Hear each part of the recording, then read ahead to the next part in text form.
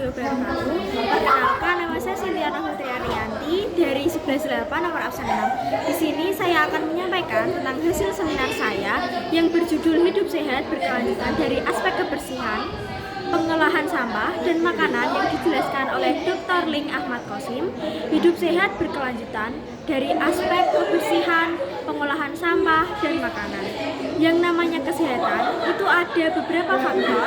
Salah satu yang utama adalah kebersihan.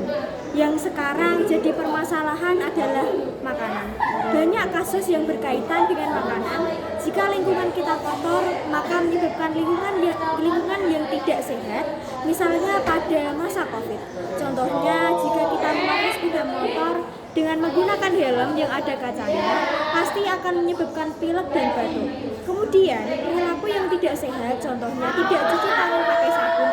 Saat ini banyak anak yang pola hidupnya tidak sehat, contohnya sudah merokok pada saat masih remaja, dan terdapat kasus pada usia 19 tahun meninggal karena usus buntu yang disebabkan oleh mie instan dengan komposisi mie instan yang tepat seperti mie instan, 1 telurnya 2, lalu minum-minuman yang bersoda. Dan ada kasus lagi seorang pemuda memiliki batu ginjal sebesar 2 cm pada kanan dan kiri ginjal. Lalu ada kristal yang menyebabkan endapan dan menjadi batu ginjal. Kemudian faktor pelayanan kesehatan di Pati sudah terjangkau semuanya.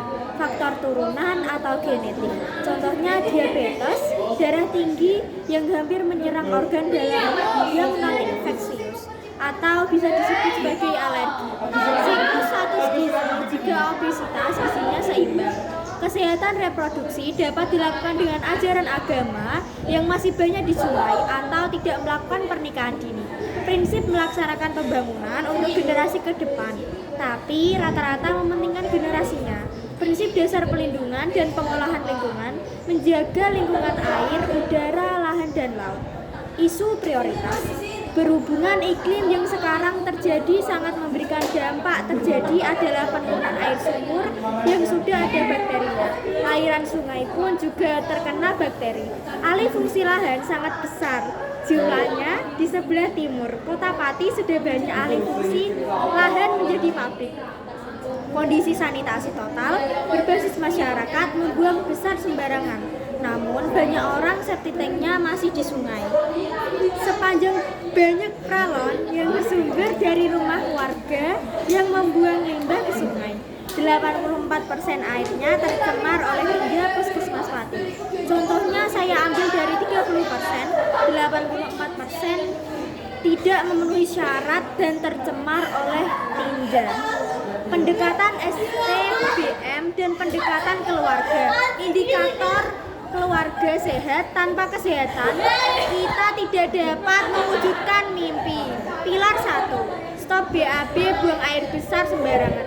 Penyakit yang ditimbulkan oleh diare, polio, hepatitis A, kolera, kecacingan, tifoid, disentri.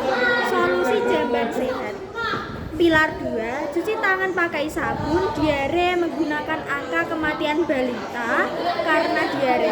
Persyaratan sarana CTPS, air yang bersih, dialirkan, sabun, penampungan atau saluran air limbah yang aman.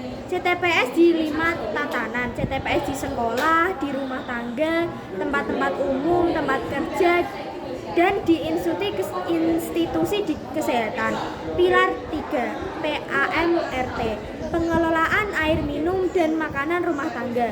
1. Membudayakan perilaku pengolahan air layak minum dan makanan yang aman dan bersih secara berkelanjutan. 2. Menyediakan dan memeliharakan tempat pengolahan air dan minum makanan rumah tangga sehat. Syarat air minum: 1. Fisik kimia, 2. mikrobiologi, 3. kunci keamanan, 4. Jaga kebersihan, dan 5. Pisahkan makanan matang dan mentah, 6. Masak dengan sempurna, 7. Simpan makanan pada suhu yang aman, 8. Masalah keamanan pangan berdampak terhadap kesehatan sosial ekonomi, yaitu bakso celeng. Masalah klasik pangan: cemara mikroba, cemara kimia, penyalahgunaan bahan berbahaya, penggunaan bahan berbahaya yang dilarang oleh pangan, contohnya baraks, roti, vitamin B, kemasan wadah dengan kotak pangan yang tidak menggunakan alat masak atau wadah yang dilapisi dengan logam. Ya, terus yang selanjutnya tidak menggunakan kantong plastik atau kresek yang tidak sesuai standar makanan, persyaratan higiene sanitasi. Pilar 4, pengelolaan sampah RT, sampah ancaman atau potensi. Potensi resiko kesehatan akibat sampah pemanfaatan Reduce, Reuse, Recycle UUD nomor 18 tahun 2008, pengolahan sampah pasal 12.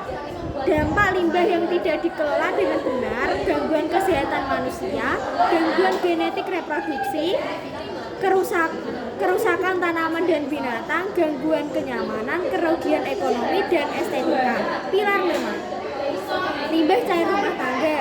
Sekian dari saya. Wassalamualaikum warahmatullahi wabarakatuh.